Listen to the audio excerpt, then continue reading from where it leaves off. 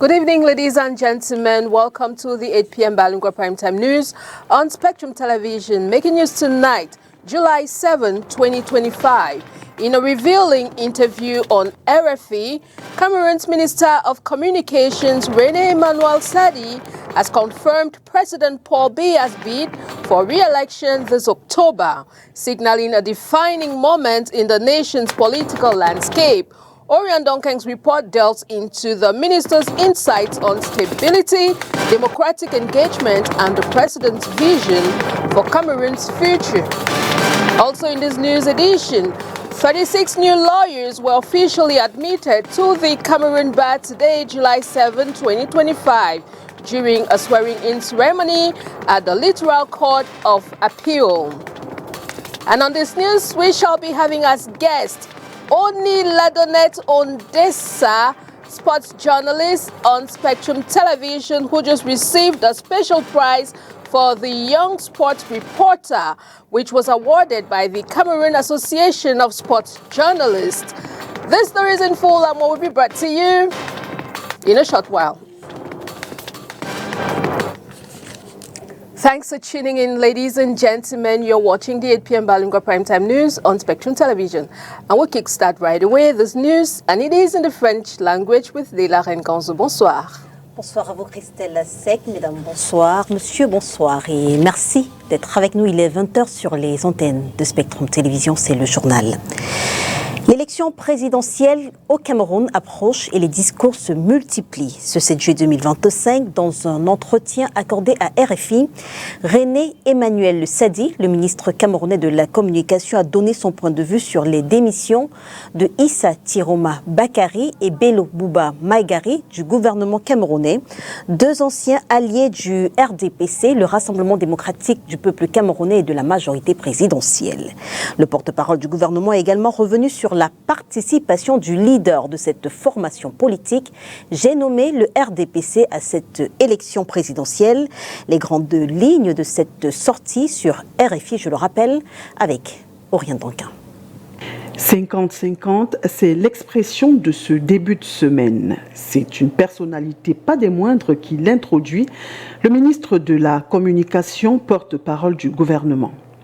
René Emmanuel Sadi, interviewé ce 7 juillet 2025 sur les antennes de Radio France Internationale RFI, dit ne pas être devin, mais devant les hypothèses, participera pas.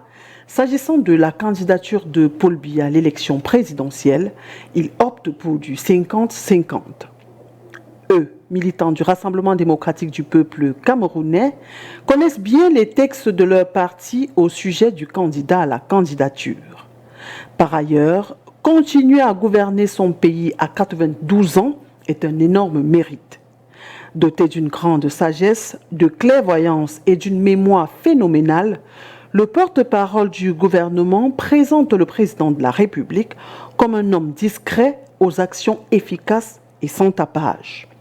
Cette discrétion n'est pas synonyme d'absence au sommet de l'État, surtout que celui qui dirige a la parfaite connaissance des dossiers de la République. Il peut donc corriger les décisions de son plus proche collaborateur, le secrétaire général de la présidence de la République. L'on comprend donc que ce n'est pas ce dernier qui dirige, puisqu'il est tenu de rendre compte. S'agissant des démissions de Issa Tiroma Bakari et de Bello Bouba Maïgari du gouvernement, pour le ministre de la Communication, c'est normal dans un pays de liberté et de démocratie que des alliés quittent le navire. C'est regrettable, mais il ne faut pas non plus se morfondre. Le RDPC a pris acte, sait que la concurrence sera forte et les équipes en interne sont mobilisées. Et en sa qualité de secrétaire à la communication du comité central du Rassemblement démocratique du peuple camerounais, Jacques Famendongo a accordé lui aussi une interview à RFI ce lundi 7 juillet 2025. Il était 19h30, une interview consacrée à la candidature de son Excellence Paul Biya à l'élection présidentielle d'octobre. Celui qui est également ministre d'État, ministre de l'enseignement supérieur et formel, péremptoire, catégorique. Le président national du RDPC est le candidat du parti à l'élection présidentielle. Fin de citation. On rappelle, en 2018, c'est le vendredi 13 juillet 2018 que le président Paul Biya a annoncé sa candidature sur Twitter. Politique encore, depuis 1960, les élections présidentielles au Cameroun sont au cœur de l'histoire de notre pays. Parti unique puis multipartisme. Aujourd'hui, longévité de Paul Biya à la présidence. Voilà quelques étapes qui ont marqué les scrutins précédents. Celui de 2025 arrive à grands pas, mais avant, retour sur quelques faits majeurs des élections présidentielles précédentes. Et c'est avec Oriane. Amadou Ahidjo est élu en 1960 le premier président du Cameroun dans un contexte d'indépendance. Son élection et sa réélection 5 ans plus tard, sans réelle opposition, établit un régime de parti unique qui dominera pendant plus de 2 décennies. 1982, Amadou Ahidjo démissionne et son dauphin constitutionnel lui succède. Celui-ci mettra en place le multipartisme en 1992 avec la première élection présidentielle à plusieurs candidats. Cette élection historique oppose Paul Biya à John Frundi, leader de l'opposition. Ce scrutin sera marqué non seulement par une forte participation, mais également par des accusations de fraude et de tensions politiques. John Frundi revendique la victoire, mais Paul Biya est officiellement réélu. Le multipartisme ne sera pas le seul fait majeur de ce moment. Les débats autour de la transparence électorale vont s'inviter à la fête et vont y rester puisque les scrutins de 1997, 2004, 2011 et 2018 vont connaître pour vainqueur le même candidat, Paul Biya, avec des scores souvent supérieurs à 70%. Des résultats régulièrement contestés par l'opposition et même les observateurs internationaux. 2025 est là.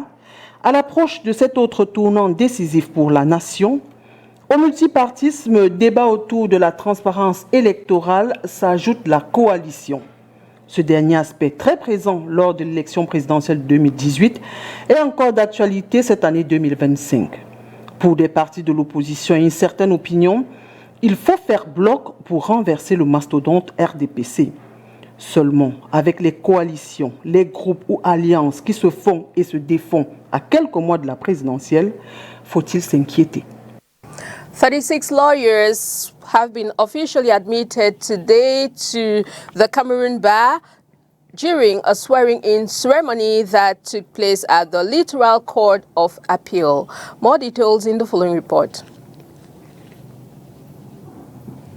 Forced to study abroad for various reasons, some 36 Cameroonian lawyers have come to serve at home. This July 7, 2025, they have been officially sworn into the Cameroon Bar, the Littoral Court of Appeal. I am a lawyer at the Rwanda Bar. I took the oath to become a lawyer at the Cameroon Bar. I thank my family. I left Cameroon in 2021 and I went to Rwanda for greener pastures. As God will have it, I am back and I have been sworn in. You know, there has been controversies that Cameroon hasn't launched the bar exams. And outside, I had the opportunity to integrate the bar and return to Cameroon to integrate into the Cameroon Bar. We found it the best way.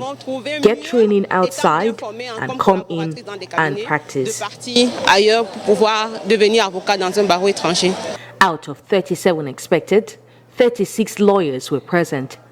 The ceremony featured 3 main moments: a welcome address, a reading of the legal text, where the new members were reminded to act with conscience and to master the internal rules of the Cameroon Bar, and the formal oath taking. That they are welcome to the Cameroon Bar. They make our pride. They have just come to make us stronger by coming with 36 new energy.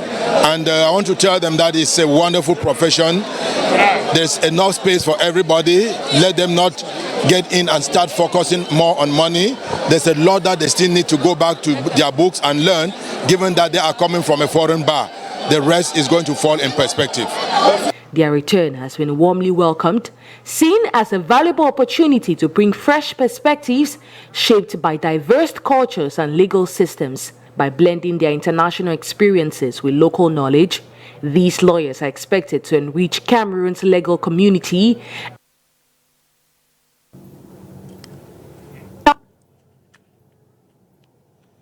forced to study abroad for various...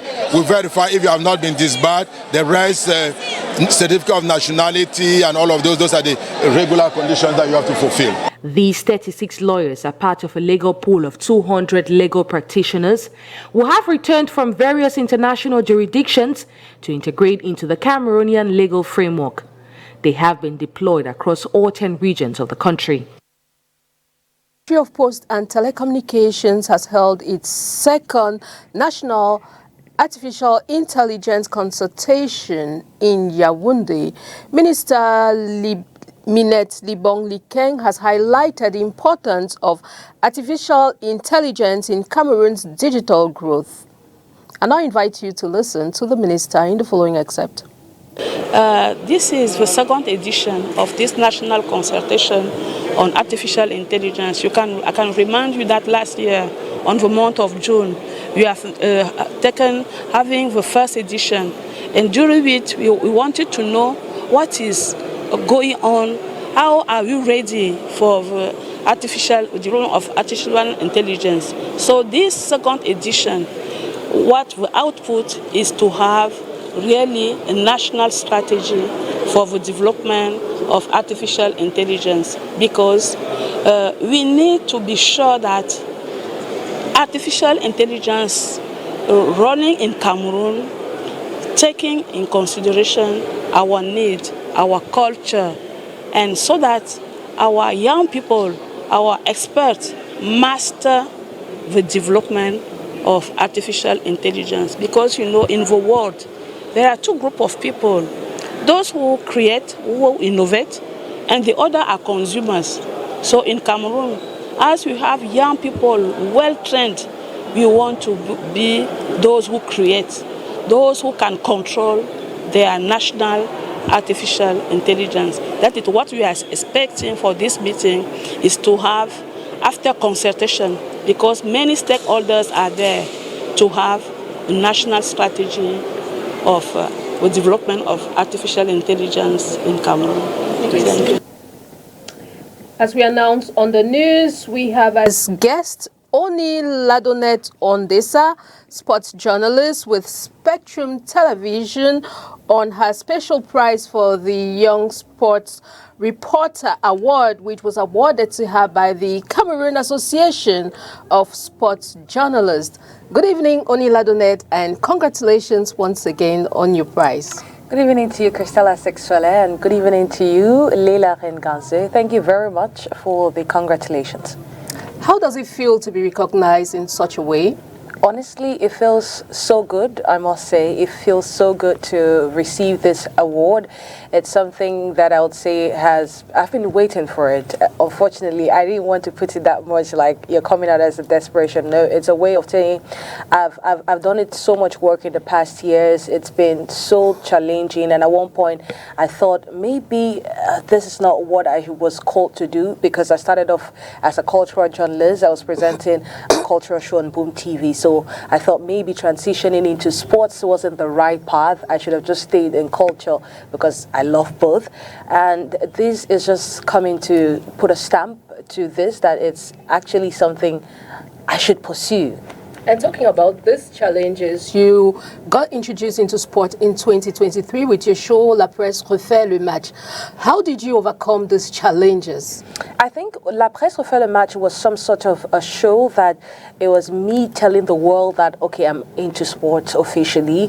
But besides that, I started in sports in 2020 when I started writing reports for the news with John Paul Sama. Under John Paul Sama, I started that, and I think my first major report and experience with sports reporting was with the African Nations Championship organized in Cameroon. Then it moved to the Africa Cup of Nations. But then I wasn't too confident. It was just like any other paper I wrote in the newsroom, because then I was working with the newsroom. I still work with the newsroom, but I hadn't found something else other than the culture I used to pursue.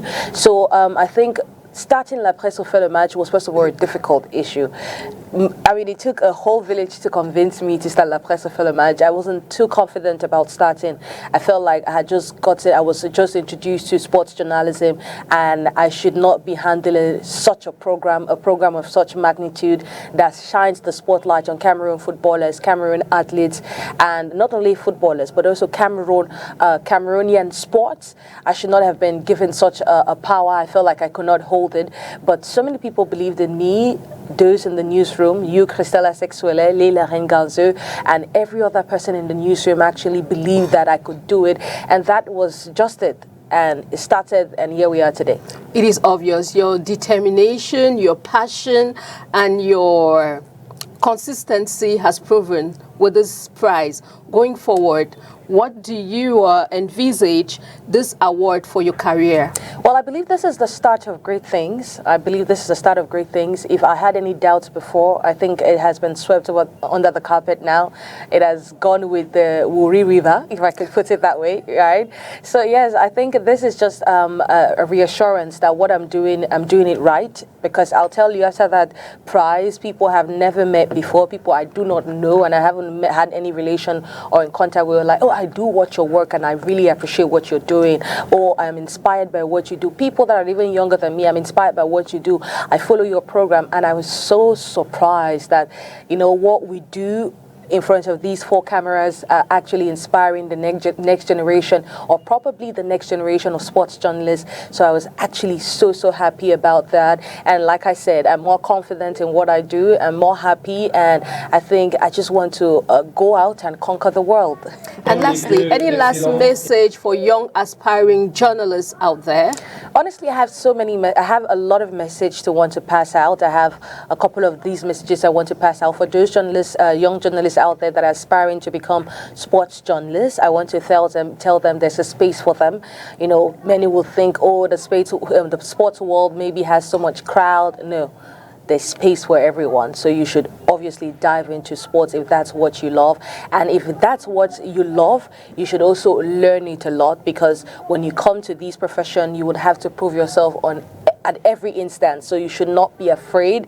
Every challenge as well, because every life has challenges. Life without challenge is not life at all. So just like life, this profession is going to put you at the test, but you should be strong enough. You should have a great support system. I must say, having a great support system is what keeps you going, because there are times where you sit and you feel like nothing is working for you, but you should always have a great support system, people you could talk to, people that could give you advice, people that could hold your hands. So everything is possible. They should just believe themselves, believe in themselves, believe in their abilities, and be open to everything. Thank you very much, Oni Ladonnette, and congratulations. What again? Any word from you, Leila Renganzo? Je vais adresser les félicitations, les miennes, à Oni Ladonnette, et vous dire que vous faites honneur à la rédaction de Spectrum Télévision.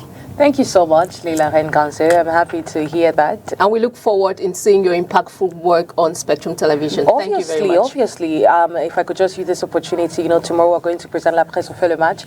The season has ended. The Elite 1, the Elite 2, and the Guinness Super League. And so it's going to be a rich panel to discuss about these games. We have a lot of exciting things planned for tomorrow, celebrating the prize as well. À quelle heure exactement? Oh, it's 4:30 to 6 p.m. only on Spectrum Television. Exactly. Thank you, Oni Ladonnette. Leila, we continue this news with you. Et on parle de la gestion des risques en entreprise dans le secteur des assurances. Il faut dire que c'est au centre d'un atelier de renforcement des capacités des membres des assurances venus de 14 pays africains. Les participants sont formés sur la gestion et la prévention des risques en entreprise. Le dit atelier a ouvert ses portes ce jour dans la capitale politique du Cameroun, Inès Pingan. C'est un début de solution pour une polémique qui a longuement animé la société camerounaise il y a quelques mois. La gestion des risques et des sinistres est souvent à l'origine de conflits entre assureurs et assurés.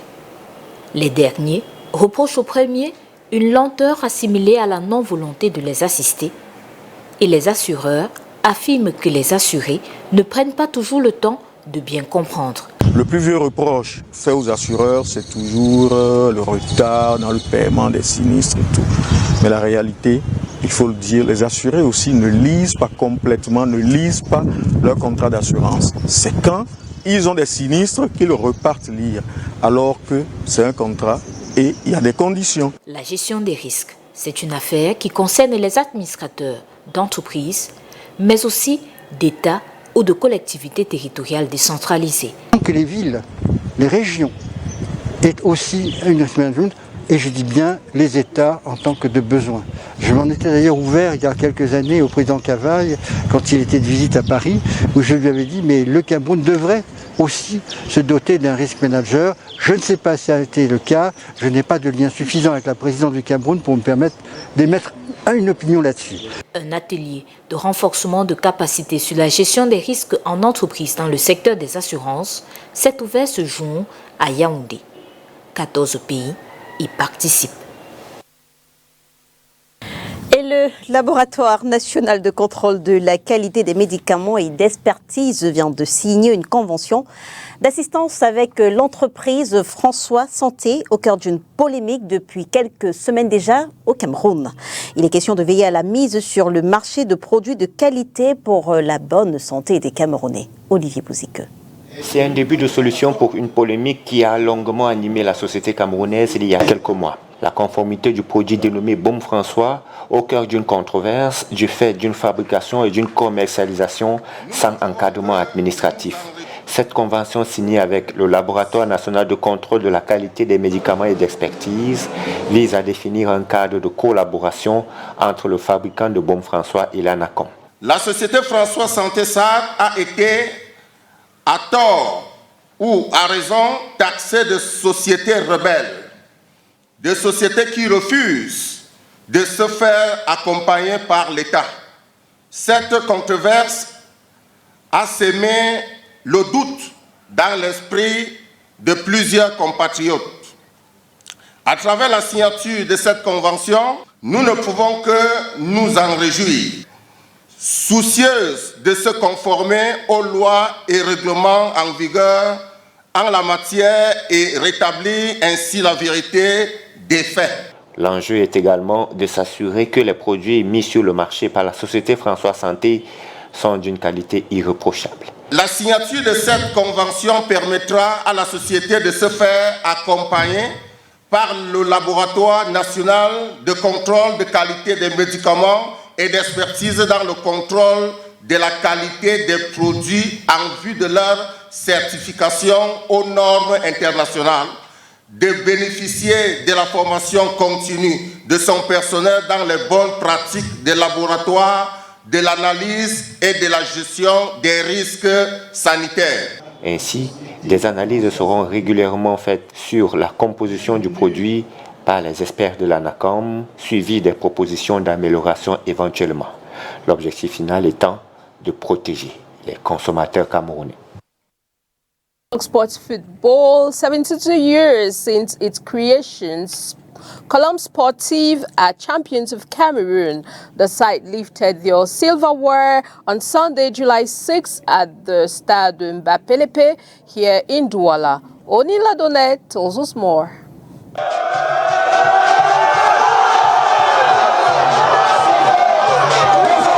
Living up to their inspiring team slogan, always higher, translated from Toujours plus haut, Colombe Sportive du Jean Lebeau have not just soared, but have definitely ascended to the very pinnacle of Cameroonian football.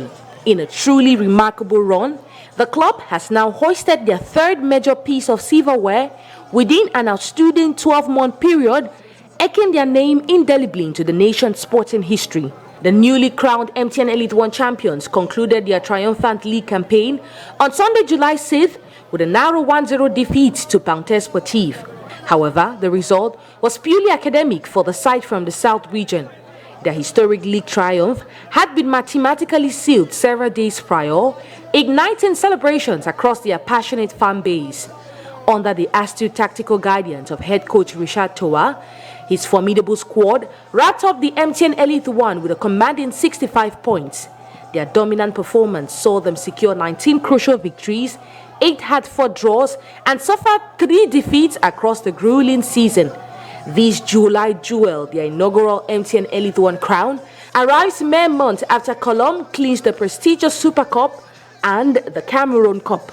This consistent stream of success means the club has now achieved a historic domestic treble, securing the nation's 3 major footballing accolades within a single year. With the Cameroon Cup, the Super Cup, and now the MTN Elite One title now firmly in their trophy cabinet, the club is already looking to solidify its burgeoning dynasty. Their immediate focus will undoubtedly be on the rigorous challenge of the upcoming CAF Champions League campaign, while also setting sights on becoming the first team in recent memory to successfully defend the Cup of Cameroon. From being mere participants just a few short years ago, this steroid club, founded in 1953, has undergone an unforgettable transformation this season. Their meteoric rise is proof to the unwavering dedication of its passionate fan base and robust, forward-thinking management team that has provided crucial backing. Puts an end on tonight's news on Spectrum Television. Ladies and gentlemen, thanks for watching. See you again tomorrow for more news and fresh updates on Spectrum Television. Good night. Good night to you, Leila. Bonsoir à vous, Christelle Assec. Mesdames et messieurs, merci de nous avoir suivis. On se retrouve dès demain lorsqu'il sera 20h sur les antennes de Spectrum Télévision, si, bien sûr, Dieu le veut. Bonsoir.